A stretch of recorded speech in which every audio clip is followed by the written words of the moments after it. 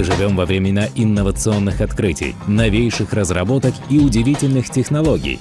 То, что еще вчера казалось фантастикой, сегодня стало обыденным. Но стремительный технологический прогресс несет в себе не только огромное преимущество. Бурное развитие промышленности и транспорта, внедрение новых технологий и производств негативно влияет на окружающую экологию и здоровье человека. В погоне за инновациями мы забываем о главных ценностях – здоровье и человеческой жизни. 24 часа в сутки человек находится под воздействием таких негативных факторов, как некачественная питьевая вода, вредные продукты питания, загрязненный воздух. Только этого достаточно, чтобы сделать жизнь человека опасной. Прибавьте электромагнитные и радиоактивные излучения, постоянный психологический стресс и другие негативные факторы, и вам станет понятно, почему мы так часто болеем и так мало живем. Нашему организму в буквальном смысле слова приходится ежедневно вести борьбу за выживание, выводить всевозможные токсины, противостоять возбудителям заболеваний и искать ресурсы для восстановления нормальной работы организма. В связи с этим у человечества возникла острая необходимость в использовании новых технологий в области здоровья, которые смогли бы нам помочь противостоять негативным факторам современной жизни. В 21 веке у человечества впервые появилась возможность объединить бесценный опыт поколений и самые последние инновационные технологии и использовать их для улучшения здоровья людей. Для решения этой задачи был разработан прибор последнего поколения Gem4me Bio. Этот прибор представляет собой портативную Bluetooth-приставку с набором программ, которую вы сможете использовать с любым смартфоном, работающим на базе операционной системы Android или iOS.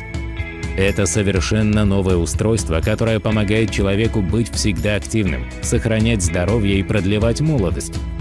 Новейшее wellness-устройство излучает гармонизирующие электромагнитные частоты. Частоты стабилизируют энергетическую среду человеческого организма и запускает функции саморегуляции, основанные на резонансных явлениях.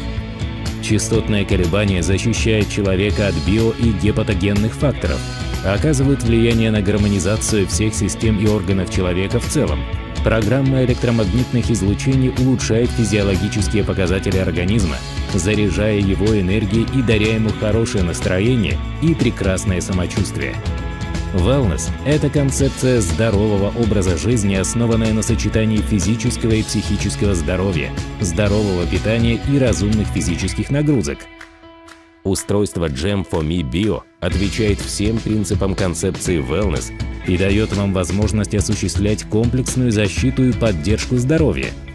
Помогает нормализовать и гармонизировать работу всех систем и органов вашего организма и дает вам силы для работы в условиях неблагоприятной окружающей среды.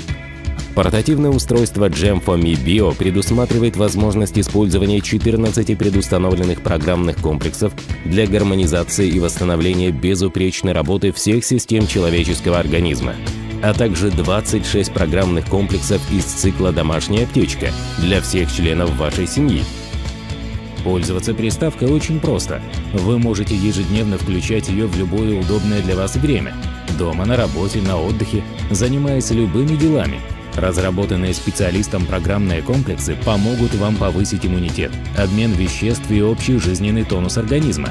Они помогут вам нормализовать периоды сна и бодрствования, позволяют всегда хорошо выглядеть и находиться в отличной физической форме. Wellness-терапия – одна из наиболее эффективных и доступных для людей методик восстановления здоровья, профилактики болезней и поддержания организма в прекрасной физической форме. Это залог вашего прекрасного самочувствия и хорошего настроения. Присоединяясь к wellness-концепции и достигая гармонии в организме, вы приобретаете и новое качество жизни, свободу выбора, самореализацию и самоуважение.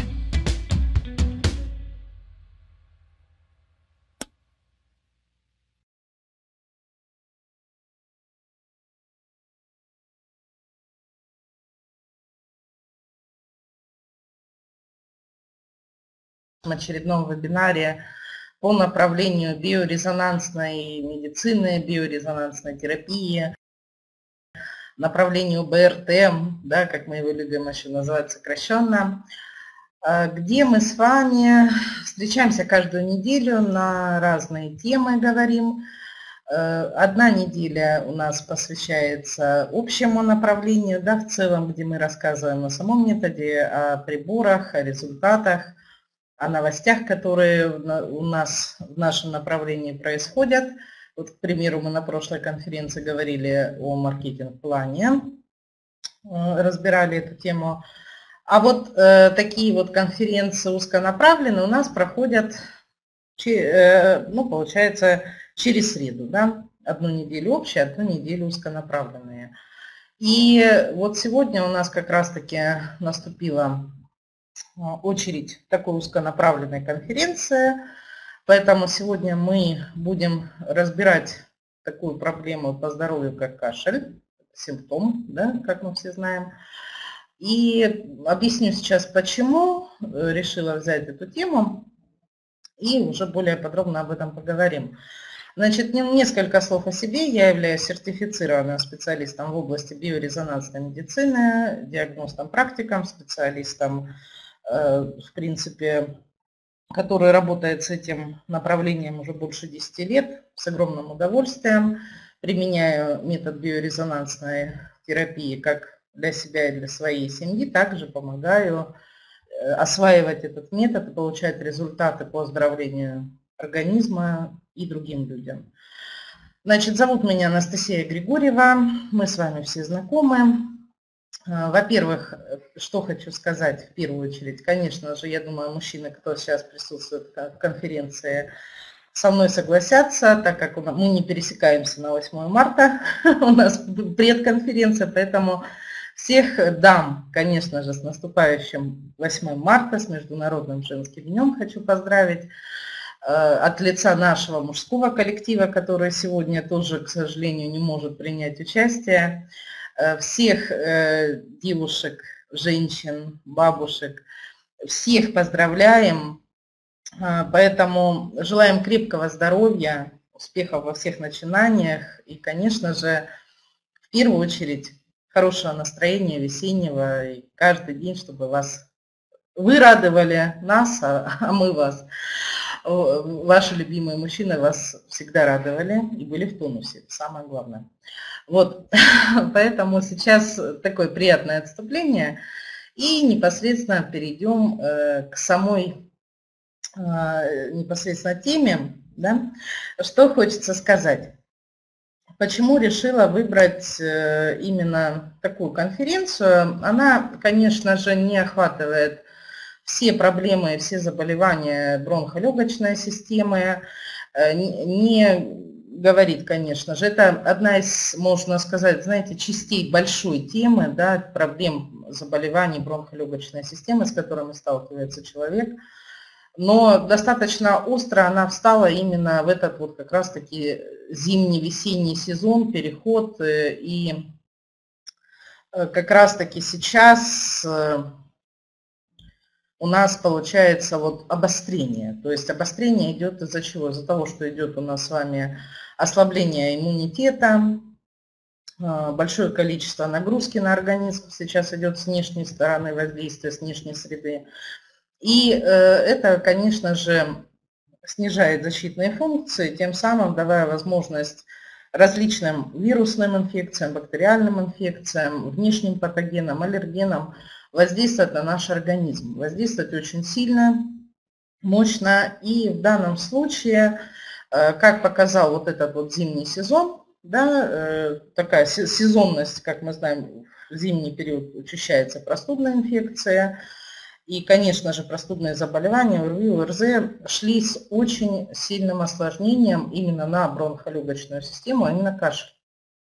То есть, находясь в поездках, я, можно сказать, через раз слышала жалобы, находясь, можно в пути сказать, да, то есть это полвагона людей, которые и днем, и ночью бухыкали, кашляли, кто-то сильнее, детки особенно очень тяжело. И, конечно же, ну, такой симптом, о котором мы все с вами знаем, и стараемся побороть его, пытаемся с ним справиться, снизить его активное проявление в момент болезни, и решила посвятить именно нашу конференцию вот данной проблеме, а именно кашель. Потому что есть еще бронхиты, пневмонии, много-много еще чего, в принципе, что тоже важно, об этом мы тоже будем говорить, но сегодня решила осветить именно эту тему, потому что с этим симптомом сейчас вот в этот зимний-весенний сезон сталкивается очень большое количество людей. Видимо, такая особенность вот той инфекции, которая бродит у нас сейчас по стране. Значит, что вообще такое кашель? Да? Мы с вами знаем, что это очень неприятный симптом, но, как оказывается, кашель – это один из главных защитников нашего с вами организма. Так, слайды очень медленно прогружаются. Видно ли? Или идет загрузка? Так, скажите, ага, вот слайд появился, отлично. Угу.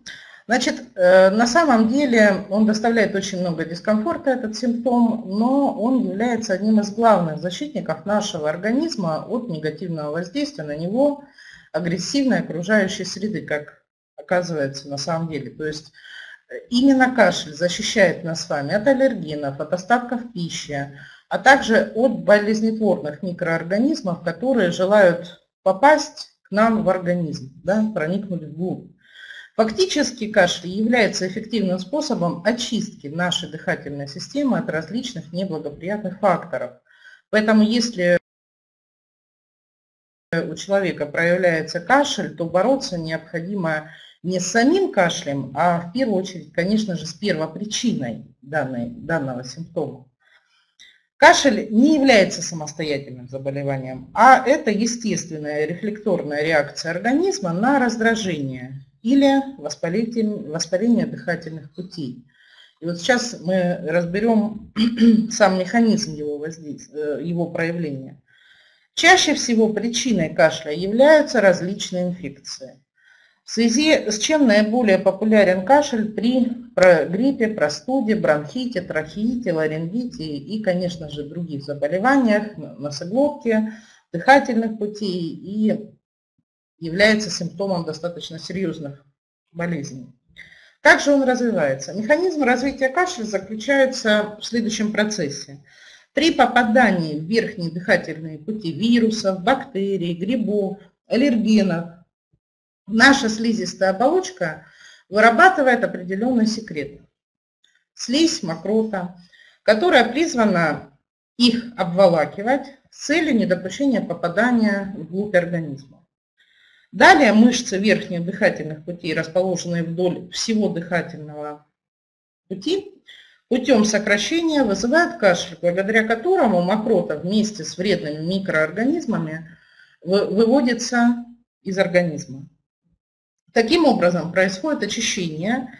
Именно поэтому лечить, конечно же, мы должны саму первопричину, что раздражает дыхательные пути, вызывает воспалительный процесс и приводит к развитию данного симптома.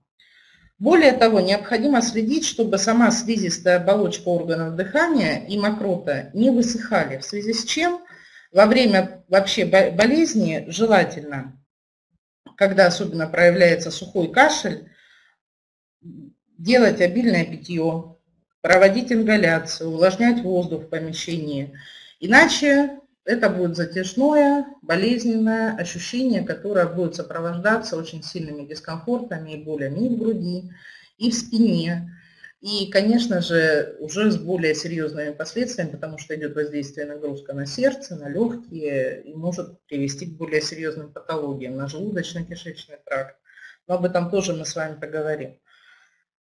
Значит, кроме того, кашель может быть спровоцирован попаданием в органы дыхания инородных предметов, таких как остатки пищи, грубая пыль. То есть это бывает, когда человек работает, да, на специализированных настройках, к примеру. Либо это может быть автомеханик, то есть постоянно выхлопные газы, да, дым. То есть то, что может раздражать слизистую. Тогда органы дыхания начинают также рефлекторно очищать себя от именно провоцирующих этот воспалительный процесс возбудителей. В этот момент можно ощущать как раз-таки внезапный такой кашель, приступ, который может человека выбить из колеи. Поэтому, конечно же, необходимо нам с вами четко определить, в чем же причина, с чем связано. Значит, кашель можно разделять на несколько видов. Он разный и делится по своей продолжительности, делится по именно характеру, да, и вот сейчас об этом мы поговорим, силе. В зависимости от разных причин сам кашель может делиться на следующие виды, то есть определенных симптомов, которые сопровождают этот кашель. Значит, кашель можно разделить по силе. Это как? Когда человек покашливает время от времени, и когда идет надрывный кашель, когда у человека он постоянный, резкий, мощный, да, такой сильный, что это постоянное ощущение. По длительности, как это понять? Значит, есть кашель острый, чаще всего он свидетельствует о попадании в органы дыхания самой инфекции и длится, как правило, не более 2 недель. Есть кашель затяжной, он может длиться от 2 до 4 недель. Есть подостный кашель.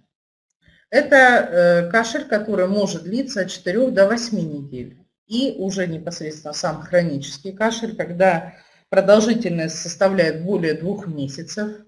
Причиной данного кашля чаще всего становится курение, вдыхание ядовитых химических паров, частое пребывание в запыленных местах, а также наличие хронических заболеваний органов дыхания. То есть если кашель не проходит долгое время, необходимо как можно скорее обратиться за помощью для правильной постановки диагноза и назначения лечения.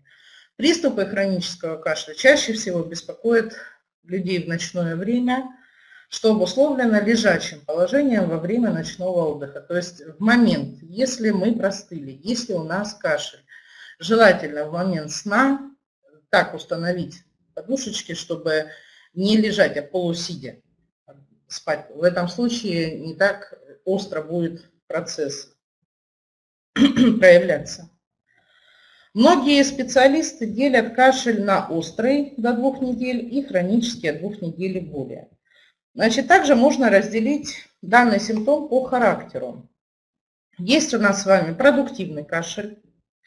Это когда кашель имеет мокроту, влажный, то есть мокрый кашель характеризуется обильным выделением мокроты, вместе с которой из организма выводятся болезнетворные микроорганизмы вместе с продуктами своей жизнедеятельности. То есть не просто сама инфекция, а и те токсины, которые она выделяет. Влажный кашель свидетельствует о том, что пациент идет на поправку, то есть у него идут улучшения. Ну и непродуктивный кашель, кашель сухой, он характеризуется отсутствием выделения мокроты, благодаря чему при кашле человек чувствует острую боль в груди. На этом этапе очень важно провести, конечно же, правильное обследование и выявить саму первопричину, иначе могут проявиться осложнения. Он может быть надрыв, постоянная боль в груди, даже вплоть до кровяных выделений. Поэтому будьте внимательны и прислушивайтесь, как у вас, наблюдайте, как у вас идет выздоровление. Значит, также мокрота делится у нас на определенные типы. Она может быть слизистая мокрота светлого, бесцветного цвета, гнойная, когда присутствует бактериальная инфекция в организме, мокрота зеленоватого цвета, серозная, мокрота желто-зеленого или желтого цвета, тоже сигнализирует о инфекционном процессе, но здесь уже даже комбинация инфекции может быть, и кровянистая, оранжевая мокрота. Также кашель может различаться по тембру. Он может быть беззвучным, приглушенным, короткий такой осторожный покашливание, лающий, звонкий грудной кашель и сиплый. Может разделяться по времени активности. Утренний, вечерний, ночной и сезонный. То есть вот в сезоны как раз-таки входит весеннее обострение, аллергический кашель и осенне-зимний на базе ОРВИ. Ну, вы спросите, что касается причин.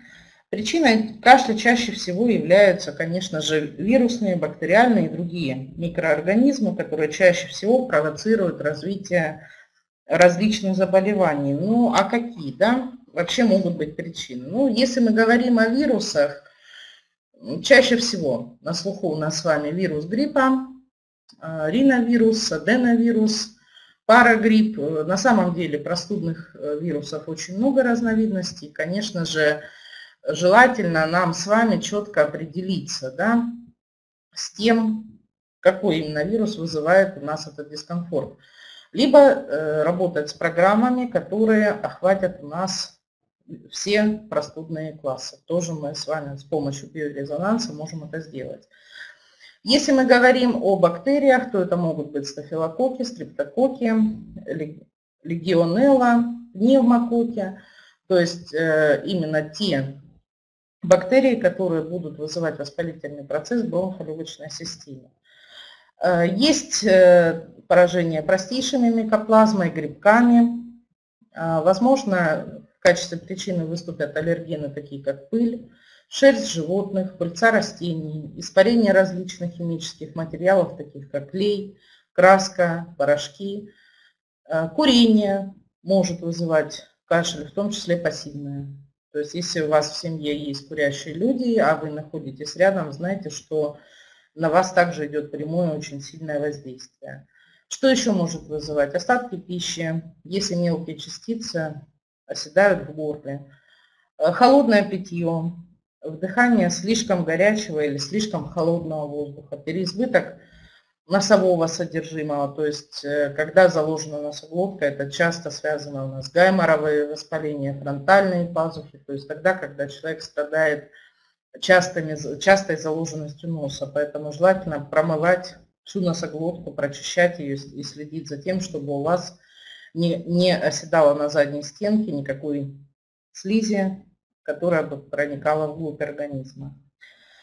Значит, что еще? Эмоциональная неустойчивость, например, при сильных стрессах или моментах радости тоже может быть спровоцирован кашель. Сами болезни, такие как абсцесс легких, аллергия, аскаридоз, то есть глистное поражение бронхолегочной системы, астма, бронхит, грипп, бронхиолит, коклюш, корь, ларингит, ОРВИ, плеврит, пневмония, ринит, ишемические болезни сердца, синусит, трахит, туберкулез, фарингит, рак. То есть тут разновидностей, в принципе, кашель может являться симптомом любой из этих болезней. Врожденная может быть аномалия причиной развития, такой как расщелина гортани, свищ пищеводно-трахеальный, трахеобронхомаляция, паралич голосовых связок. Также может быть гастроэзофагиальный рефлюкс, застойная сердечная недостаточность, то есть нарушение работы пищеварительной системы, сердечно-сосудистой системы. И, конечно же, это очень сильно идет воздействие.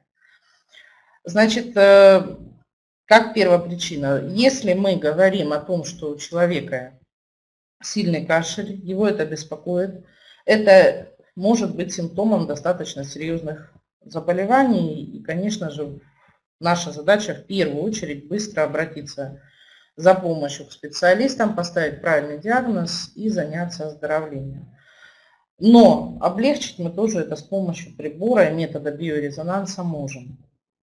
Также кашель может различаться по конкретным заболеваниям. Ну вот несколько я озвучу и обсудим, какой кашель может сопровождать конкретное заболевание. Например, при гриппе начало гриппа сопровождается сухим кашлем. Через несколько дней у человека больным гриппом проявляется влажный кашель с гнойной мокротой. При этом человек чувствует боли в груди, дискомфорт и раздражение. Кашель при бронхите с началом развития бронхита, острая форма. У человека проявляется влажный кашель, сначала с водянистой бесцветной мокротой, далее с слизистой светлой мокротой. При этом кашель характеризуется глубиной и звонкостью в данном случае. То есть дыхание затрудняется. При хроническом же бронхите кашель приглушенный, обостряется по утрам, а также при вдыхании холодного или пыльного воздуха. В принципе, хроническому бронхиту соответствует гнойная мокрота при кашле, при откашливании. При трахеите характерен спонтанный, а со временем и достаточно болезненный и звонкий кашель. Обостряется при вдыхании холодного и загрязненного воздуха. Мокрота гнойная, что обусловлено вирусной или бактериальной причиной трахеита. При ларингите, к примеру, кашель характеризуется сухостью, грубостью, мучительным лаянием, таким сильным. Слизистое горло отекает, проявляется хриплость голоса. При дыхании слышны хрипы с определенным скрежетом даже можно расслышать. При пневмонии кашель на начальной стадии носит сухой характер, но по мере развития заболевания начинает выделять мокроту. При осложнениях пневмонии мокрота приобретает рыжий оттенок, что свидетельствует о наличии прожилок крови в мокроте. При этом во время кашля чувствуется острая боль в области воспаленного легкого. При заболеваниях таких как фарингит, ринит, синусит характеризуется непродуктивным кашлем, то есть отсутствием мокроты как таковой, сильными ночными приступами, постоянством. В некоторых случаях производит першение, покалывание в области груди. То есть вы можете видеть, что на самом деле очень достаточно объемно. Вот, к примеру, при сердечной недостаточности, нарушениях работы сердечно-сосудистой системы характеризуется сухостью, мучительностью приступов, особенно в ночное время. Человек часто устает даже при незначительных физических нагрузках. При признаках очень похож на кашель при астме. Кроме того, что при сердечной недостаточности кашель проявляется в положении стоя. При курении может быть определенный кашель, он называется хроническим.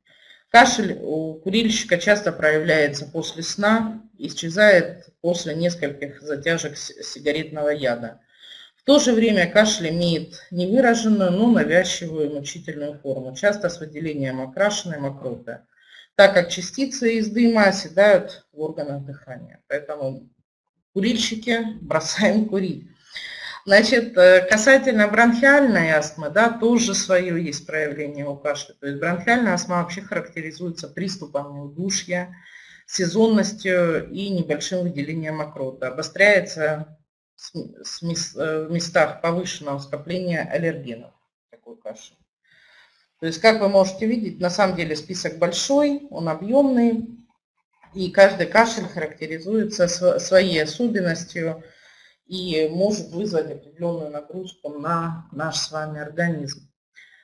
Значит, лечение должно быть обязательным, своевременным, иначе могут произойти осложнения данного процесса, если человек затянул на ногах, не обратил внимания, рукой махнул, не стал лечиться. Конечно же, в этом случае это часто и происходит, когда прокашлял там 2 недели, на 3-ю неделю уже процесс запущенный, работать надо, бежать надо, и обычно все это так, спустя рукава происходит. Могут наступить определенные осложнения после вот такого процесса. Какие они могут быть? Возможны острые осложнения длительных и сильных приступов кашля, то есть все может быть затяжное. Может возникнуть у человека бессонница, рвота, обморок, который вызывается сильным кашлем, уменьшение притока крови к мозгу, спонтанный пневмоторакс, непроизвольная дефекация и мочеиспускание неконтролируемое.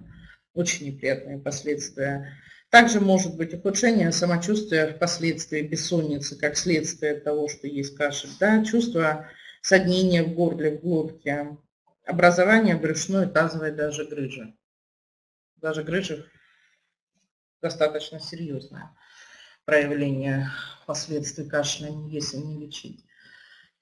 Что касается самого лечения, ну все мы знаем, да, у нас есть 2 варианта. На самом деле у нас этих вариантов 3. Но сейчас поговорим, конечно же, о народном и ненародном классическом подходе, да, то есть вот я такую картиночку поставила. Все мы знаем, что при кашле желательно обильное питье. Сейчас также рекомендуется пить витамин D при простудных вообще всех проявлениях. Очень хорошо. Не забываем мед, не забываем солодку, да, корень солодки. Есть такой рецепт с таблеточками такими от кашля, да, на травах. Конечно же, это дополнительные еще методы там прогревания в виде ингаляции над картошкой. Все мы, да, знаем, помним, как мы это делали. И, конечно же, это тот традиционный метод: таблетки, сиропы, всякие спреи, которые помогают облегчить это состояние. Значит, касательно классического и неклассического подхода, нетрадиционного, в данном случае сразу могу сказать, что все необходимо, желательно, конечно же, работать комплексно. Я больше, конечно же, приветствую метод именно нетрадиционной медицины в виде фито, каких-то БАДов дополнительных, которые помогают нам с вами быстрее бороться, да даже просто обычные народные рецепты, которые помогают вовремя облегчить выход из болезни и снизить как раз-таки побочное воздействие вот этих симптомов на наш организм. Потому что когда мы быстро выходим из затяжных болезней, это очень хорошо. В принципе, конечно же, классический подход, он тоже нужен при сложных случаях, но все это может нам с вами ускорить процесс, улучшить процесс, сделать его менее острым, менее агрессивным и с последствиями для нашего организма. Это, конечно же, метод биорезонансной медицины, метод БРТ, биорезонансная терапия. Сейчас вот я покажу наш приборчик замечательный. На самом деле могу сказать, я испытала это на себе. Почему вот так тоже еще остренько сама, да, эту тему прошла, как раз таки находясь в поездке, ехала, работала на выезде, попросили приехать в Москву срочно. Возвращаясь назад, буквально за день до выезда в ночь ударила температура 39,2, просто свалила с ног. Находясь в поезде, конечно же, все это, если бы не прибор, я вообще не представляю, что бы было. То есть, конечно же, в ночь сбивалась температура, ставился прибор постоянно на стимуляцию иммунитета, на снижение температуры, и уже утром температура была спущена до 37,6, то есть в момент выезда, и уже на буквально, знаете, как скажу, болезнь протекла очень быстро. Я, конечно же, упустила момент в течение дня, пока находилась в рабочем режиме, не обратила, ну, точнее, прочувствовала, что есть симптомы, но вовремя не поставила прибор, так как работала на диагностическом оборудовании, чтобы не воздействовать на самого клиента, пациента с приборчиком, пришлось ничего не делать, не применять. И в данном случае просто уже в последний момент спохватилась, когда сама проблема, сама болезнь набрала силу очень, так явно. И дала уже температурой, и заложенность сразу проявилась, и горло заболело. Ну, то есть очень резко, прямо так раз, и все. Но могу сказать сразу, что болею очень редко, но болеть тоже надо. Это тренировка для нашего организма. Даже если есть прибор, слегка переболеть – это неплохо.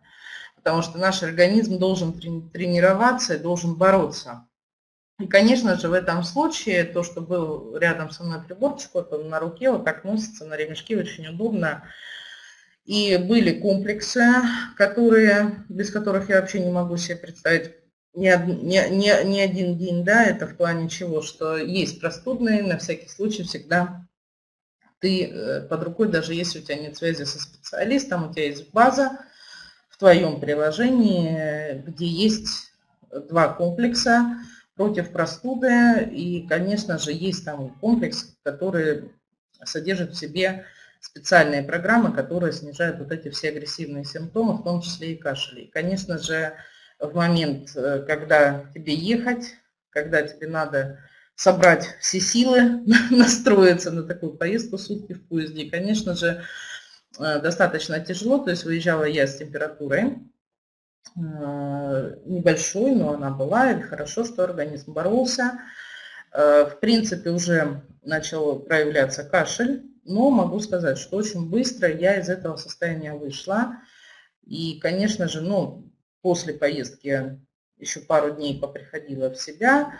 Так, сейчас есть остаточное небольшое там покашливание, не часто, не острый приступ, выделяется и мокрота.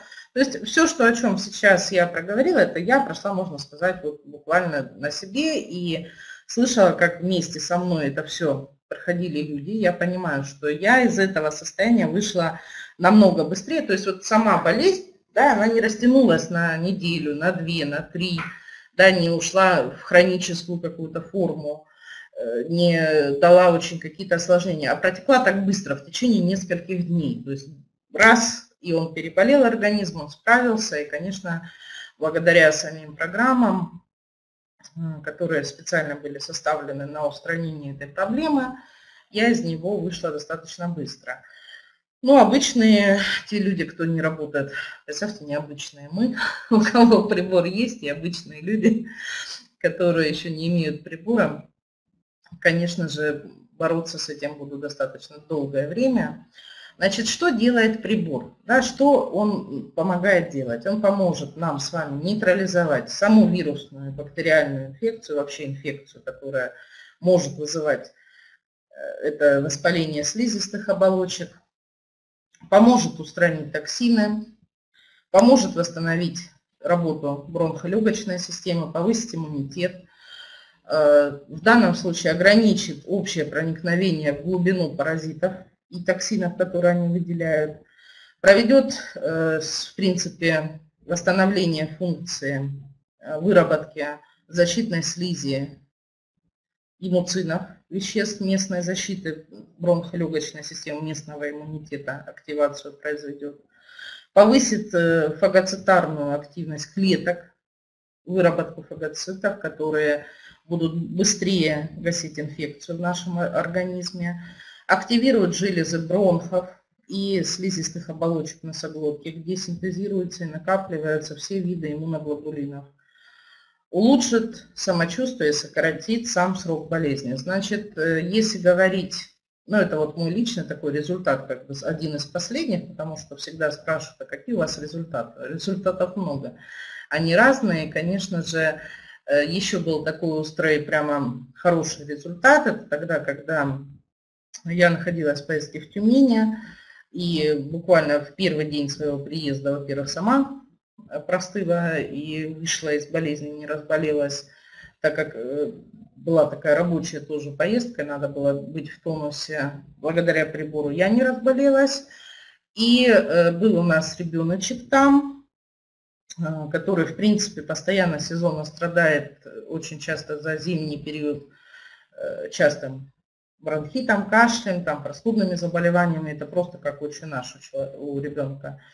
И в данном случае вместо 2 недель больницы, такого больничного режима, лекарств и всего, ребенка с больничного мы вывели через 3 дня. Уже с таким кашлем, потому что был момент, что просто находясь рядом с ним, я ощутила всю эту мощь, всю эту глубину, без сухой, лающий, сильный, глубокий, такой неприятный. Конечно же, мы решили поработать прибором, чтобы ребенок быстрее восстановился. И через 3 дня был выписан из больничного. Вот, мои дорогие, то есть вот такая у нас была небольшая конференция. Да, если есть какие-то вопросики, можете задать. Если что-то по теме или не по теме интересует, то я могу ответить в течение нескольких минут. И мы с вами можем идти начинать готовиться к празднику.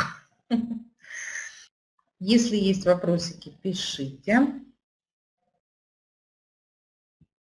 Так, ну, вижу, что вопросов нет, не поступили. Ага, все, вижу, пошли благодарности. Все, мои хорошие, всех благодарю. Рада была очень услышаться. Всех милых дам с наступающим еще раз праздником. Хорошо отметить. И встретимся в следующую среду на следующих наших конференциях, посвященных направлению биорезонансной. Ага, где найти программы? Значит, так, смотрите, значит, Евгений, программы устанавливаются в приложении на ваш смартфон. Называется «Простуда, грипп, ОРВИ, ОРЗ». Часть первая, часть вторая, они там у нас есть. Если у вас в арсенале их не хватает, то необходимо пройти регистрацию в нашей веб-клинике в этом же приложении и обновить курсы. Тогда к вам придет вся наша база, которая есть. Дополнительно комплексы по этой проблеме я тоже подготовлю, выложу, и мы дадим оповещение в чат для того, чтобы вы могли обновить курсы. Все, всех благодарю за внимание. Всем удачи, здоровья и хороших праздников. Значит, касательно приборов прошлых версий, тоже в чат программки мы тоже дадим. Все. Всем удачи. До следующих встреч.